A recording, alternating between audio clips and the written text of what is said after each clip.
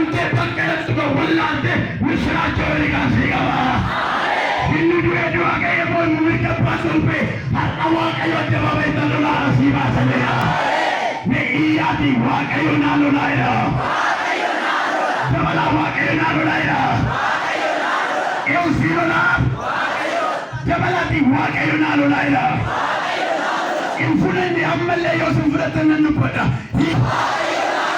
Yesuus gooftaadha. Macaafa qulqulluu keessaa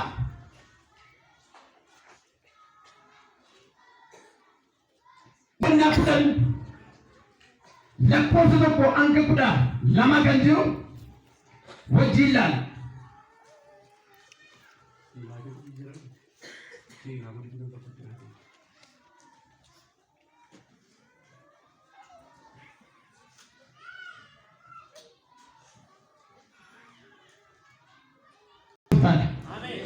Amen.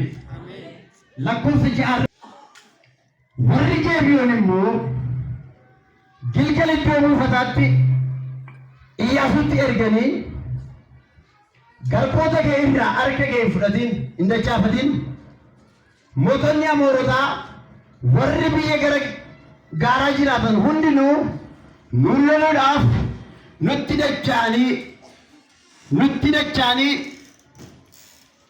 dacha'aniiru dafiitii nu bira ga'e nu gargaari nus oolchi jedhan. Kana irratti Iyyaasuun loltoota hundumaa fi namoota lolatti beekamoo turan hundumaa wajjin gilgalii ka'ee ol ba'e.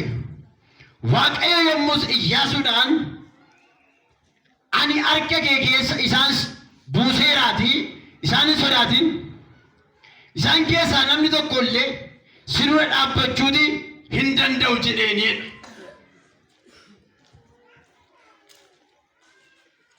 Iyyaasuun akkuma beekamu Musee irraa adaraa fuudhee Museen jalqabatti seera ba'uu keessatti waliin taanee Waaqayyo wajjin ta'anii Israa'el qabaa Gibxii jalaa baasan ba'u jechuun akkuma maqaasaa biyya Gibxii keessaa Israa'el garbummaa jalaa ba'uudha. Israa'el fuudhee Museen biyya Gibxiitii baasee hin du'e Museen yommuu Museen du'u Iyyaasuu fuudhee Waaqayyo kakuu gurguddaa ittiin galee akkuma garbicha koo Musee wajjin ta'e si wajjin nan ta'a. Si wajjin nan ta'a ittiin jedhee waadaa ittiin galee fuudhee manaa baase. Mucaanis ka'ee manaa ba'ee Israa'el otoo geggeessaa jiru mandaroonni baay'een, kellaan baay'een, biyyoonni baay'een, lagoonni baay'een darba isaan daawwatanii fuuldura isaanii dhaabbatan. Karaa hundumaatti lolli itti jabaata. Karaa hundumaatti ciqileen itti jabaata. Yoo kun dhufee Waaqayyoo keetti jedha ansi wajjin an jira jedhaan. Ammas lolli kana caaluu yommuu itti dhufu Waaqayyo ansi wajjin an jira jedhaan. Lola gurguddaa wajjin lolee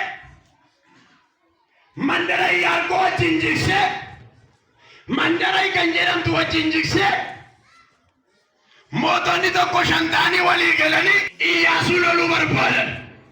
Meeqa ta'anii jedhe adubbatu namni kun meeqa ta'anii 5 ta'anii Iyyaasuudhaan loluudhaaf qopheeffatan. Walii galanii Iyyaasuudhaan loluudhaaf koree goratanii walii galanii as achi ol ka'anii boriyyoowwan Iyyaasuudhaan lolaadhaan immoo walqii qopheeffatan. Yeroo sanitti mandarri tokko xalaa wayii Iyyaasuutti barreeffatte. Yeroo xalaan sun achi ga'u leenci Yihuudaa sagalee haara'u erge.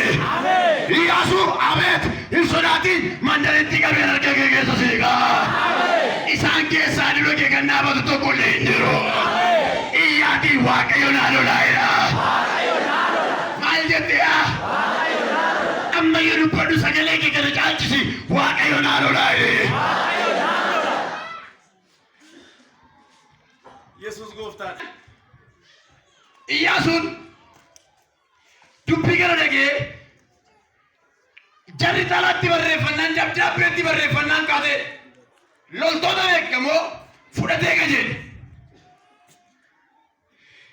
Osoo inni loltoota beekamoo fudhatee adeemaa jiru sagalee loltoota irra caalu, sagalee warra tokko sadii ajjeesuu danda'an irra caalu Waaqayyo keettiin jedhe ati meera Iyyaasuudhaan hin naltaa shantaanii yoo siin lolaniyyuu shantamni ta'e yoo siin lolaniyyuu ati hin naltaane mees turuu dargagee wanta akka ol kaasa kumaatamni harka sirratti olaa kaasu qubni Yesuus ofitti siimaatti gargara.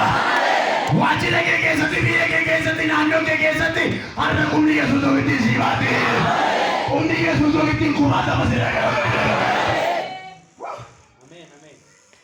Nama tokko barbaadee dabas keessa nama tokko ilaame leelo waglaatu gamandar veelatti para jana gilootia mana beelolti qajeele yeroo sa yeroo dhaqu loltoonni kun ittiin nagan wallaansootti qabuudhaaf ittiin loluudhaaf dhaabbatanii mormatti qabuudhaaf qophaa'an Iyyaasuun qofaa isaati. Isaan sun garuu loltuu mootota shan ta'anii Iyyaasuudhaan loluu dhaqan. Qofaan isaatti qajeele. Namni tokko caraanee yoomiin jedhee ijaan hin mul'atu harkaan hin qaqqabatamu inni siif lolu si wajjin kan jiru leenca jabinaa Yesuusidha. Ija namaatiin tilmaamame madaala namaatiin kiiloo namaatiin hammana jedhame yoo beekamuu namaa ta'u goonni jaabidda godha kee jira. Iyyaasuun meeqa akka ijaan laallamutti Iyyaasuun qofaa isaati.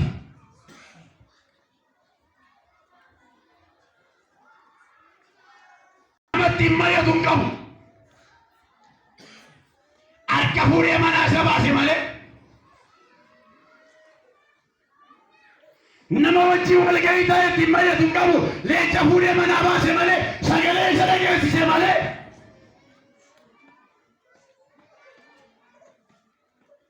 Ija nama tokkoon lafa lafee dubbatu nan jedha. Waaqayyo har'a dhaabattee babayii tan falmee fuudhee sibiilitti nan murteessa naan jedha.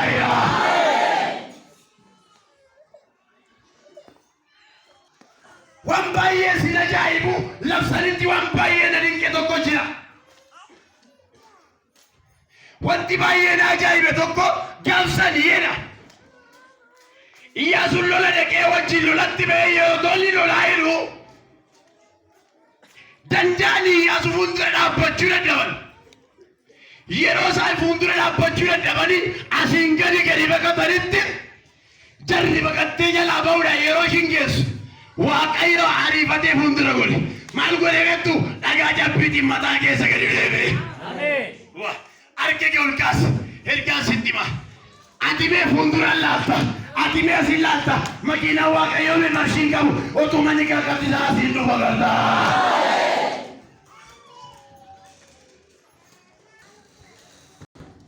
Maaltu qabee karaadhaa basaba Waaqni dibee manaa baase. Mootota Amoorota warra siraan hin loltu gooftatu dhagaa jabbii gaditti tarcaase. Waaqni sii lolaarra. Waaqni sii lolaarra. Maaltu qabee karaadhaa basaba Waaqni dibee manaa baase. Mootota Amoorota warra siraan hin loltu gooftatu dhagaa jabbii gaditti tarcaase. Ennaan fuudhee manaa baase. Asiin gadi ariisise otoo inni karaa deemaa jiru dhagaa jabbiitiin mataa keessa tumee ajjeese. Har'abe Waaqayyo daana'u kaasa, qinqiniitti kaasa, har'a waajjira kee keessa waa sireessa. Dhukkubaan lolamaa kan jirtu, kaanseeriin rakkachaa kan jirtu, dhukkuba kamiin haala kamiin jaallamtee kan jirtu. Eloo awwaaj labsii baaseera. Labsii baaseera. Har'a falmee sii birreessa.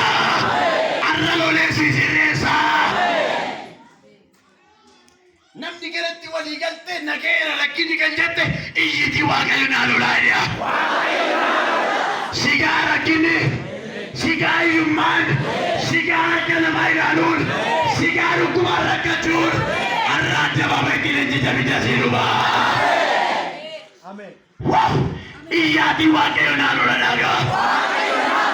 Jabala Waaqayyo naa lolaadha. Eenyutu sii lola jedhee inni kan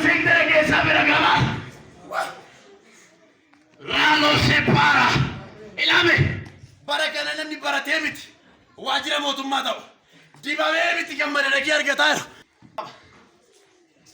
Ijoolleen haadha hiyyeessaa barattee dookimentii baattee alaabaa waliin gadi fiitti. Digirii baattee dippiloomaa baattee gita ishee irratti hin qacaramtu. Adhabee goota jabichaa barruusa kan nama goone arra wal qixxeessaa tokko dhufeera. Eenyu hiyyamiin kan jedhu laata? Namichi tokkoon arga. Bara isaa muluu joormaan kan irratti dhufe. Bara isaa muluu hin fiiga. Amma ammatti harkisaa duwwaadha. Nama tokkotu irratti hojjisiiseera. Arra hojii isaa jalaa deegeera Yesuus. Waa! Arra galagasheera. Iitee min jetta. Abbaan keessii bara dhufeera. Iitee min jetta. Inni falmee sirreessu dhufeera. Jalbaani agillooti paaradaana. Qabisi se bukkee argee keessa illee. Arra na ilaali jabeessini. Inni falmee naa sirreessu dhufeera. Ayyaa. Ela dubartii tokko jirta. Dhukkuba garaati yeroo baay'ee rakkachaa. Dhukkuba garaati yeroo dheeraa rakkatteetti. Qabeenyi dhabdee mana yaalafa godhee barbaadu laakaas. Namicha tokkotu ariifadhee sin naqqabaa siin jedhe. Waa! Namichi tokkotu ariifadhee sin naqqaba. Saatii kana jalqabee falmee si sirreessu siin jedhe. Eessarta dubartiin kun? Dabi harka kee lama jirtu tolkaas.